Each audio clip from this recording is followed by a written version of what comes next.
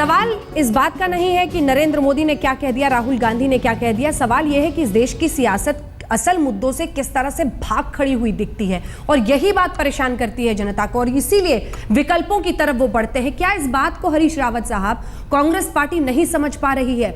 अगर मणिशंकर अय्यर ये कहते हैं बीजेपी के प्रधानमंत्री उम्मीदवार को कि आइए और एआईसीसी की बैठक के बाहर यहां पर चाय स्टॉल लगाइए और चाय बेचिए, इसका मतलब क्या है?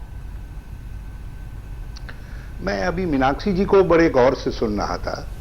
उन्होंने कहा कि मीडिया ने नरेंद्र मोदी जी को बराबर अटैक में रखा और उनकी बड़ी आलोचना की। जब आप उनको दावत दे रही थी कि आपके पीएम पद के प्रत्याशी क्यों नहीं मीडिया से आकर के सवाल जवाब देते हैं, हाँ। तो उनका जो उत्तर था ये बताता है कि भाजपा किस तरीके से अपनी आलोचनाओं के प्रति असहिष्णु है। इनमें टॉलरेंस कतई नहीं है। और आप प्रशंसा करिए तो आप अच्छे हैं, और यदि प्रशंसा नहीं करते हैं तो आप उनकी नजर में हिकारत है। और इसलिए नरेंद्र मोदी जो है प्रेस करके लोगों का जवाब देने के लिए नहीं आ रहे हैं। जबकि हकीकत यह है कि नरेंद्र मोदी जी भारत के प्रति जो उनका विजन है वो क्लियर नहीं है। मैंने गुजरात अच्छा बना दिया, ये कोई विजन नहीं है। गुजरात के डेवलपमेंट को लेकर के विवाद है, कई तरीके के सवालात है, तो उनको ये सारे सवालों का जवाब देना पड़ेगा। भारत के लिए वो क्या सोचते हैं, क्या लाइन है, अलग अलग इश्यूज पर उनकी क्या दृष्टिकोण है, वो सब बताना पड़ेगा। इसलिए नरेंद्र मोदी जी उन सब बातों का उत्तर देने से इसका जवाब मीनाक्षी जी से लेंगे। अरे सर आप बताइए ना, मणिशंकर अय्यर साहब क्या कह रहे थे? मतलब एआईसीसी में आकर टी स्टॉल लगाने का क्या मतलब है?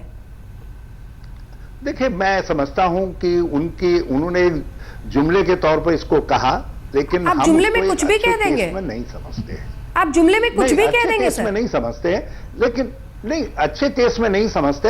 हम इसको ये भी नहीं समझते कि उन्होंने हमको गाली दी तो हम उसका जवाब उतने हल्केपन से दें। मोदी जी इस तरीके की बहुत सारी बातें कहते रहे हैं जो बहुत कड़वाहट फैलाने वाली थी, लेकिन हम नहीं चाहते कि हम उस तरीके से उसका जवाब दें। आखिर हम कांग्रेस हैं, वो भाजपा है, वो उनमें टॉलरेंस नहीं है। कांग्रेस सहिष्णुता से खड़ी पार्टी है। हम भी यही कह रहे हैं हरीश रावत साहब, आप कांग्रेस हैं, वो भाजपा है। सीधे मीनाक्षी लेखी जी का रुख करते हैं। मीनाक्षी जी, जितने उन्होंने बातें कही उसका जवाब, और इसके साथ ही ये जवाब की शहजादा इस तरह की शब्दों का इस्तेमाल तो हो ही रहा है मंच से, तो फिर जहां तक ये लड़ाई जाएगी शब्द ऐसे गिरते चले जाएंगे।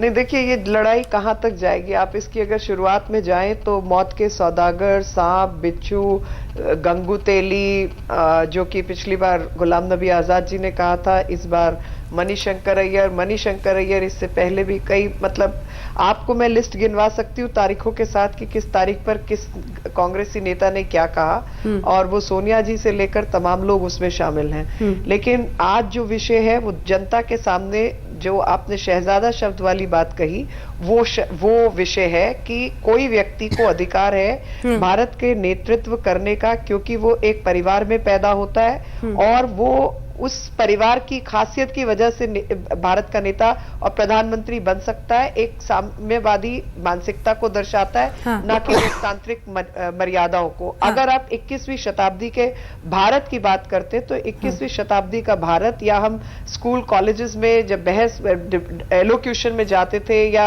चौथी पांचवी की कक्षा में प्रस्ताव लिखते थे कि मेरे सपनों का भारत, हाँ। तो मेरे सपनों का भारत क्या ऐसा भारत होगा जहां आप जाति विशेष से जाति सूचक शब्दों से लोगों को बात करेंगे, या ऐसा होगा कि किसी के मजबूरी या गरीबी का मजाक उड़ाएंगे, या ऐसा भारत होगा जहां पर इन अक्षमताओं के बावजूद कोई व्यक्ति मेहनत करके आगे बढ़कर भारत का प्रधानमंत्री बनने योग्य अपने आप को साबित करेगा और योग्यता के आधार पर भारत के प्रधानमंत्री पद का उम्मीदवार घोषित होगा और उम्मीदवार ही नहीं प्रधानमंत्री बनेगा। किस तरीके के भारत के निर्माण की आप चेष्टा करते हैं?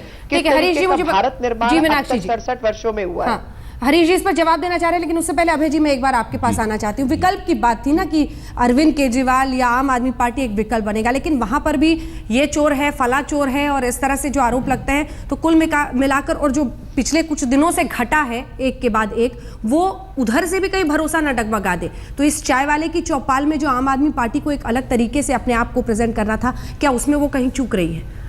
देखिए, जहाँ तक आम आदमी पार्टी की बात है तो आम आदमी पार्टी ऐसे तमाम लोगों के लिए कुछ उम्मीद लेकर आई है जो आमतौर पर भारतीय जनता पार्टी, कांग्रेस और कम्युनिस्ट पार्टियों का जो राजनीतिक फ्रेमवर्क था, हाँ। उसमें अपने आप को फिट नहीं पाते थे। तो उन लोगों को एक राजनीति करने का, उसके जरिए उन्हें लगता है हमें इसके जरिए एक मौका मिला है। अब देखिए, ये बात शुरू हुई है, अभी तो शुरू हुई है, अब ये कहाँ तक जाती है। यहाँ हम लोग जो चर्चा कर रहे हैं वो चर्चा ये है कि हरीश जी मीनाक्षी जी से बहस करें, राहुल गांधी नरेंद्र मोदी से बहस करें, सोनिया गांधी किसी और से बहस करें, या हम लोग किसी से भी बहस करें, उस बहस के दौरान उस बहस का स्तर क्या हो। मेरा मानना, अभी भी मानना ये है, मैं नरेंद्र मोदी की बहुत सी बातों से असहमत हूं, लेकिन जब वो राहुल गांधी को शहजादा कहते हैं तो वो एक राजनीतिक आलोचना होती है। लेकिन जब नरेंद्र मोदी को चाय वाला कहा जाता है तो वो एक व्यक्तिगत आलोचना होती है। तो इन दोनों बातों में फर्क है। मुझे लगता है शहजादा फिर भी एक पॉलिटिकल कमेंट है, लेकिन चाय वाला कहना जो है वो एक व्यक्तिगत हरीश रावत जी, जवाब दीजिए।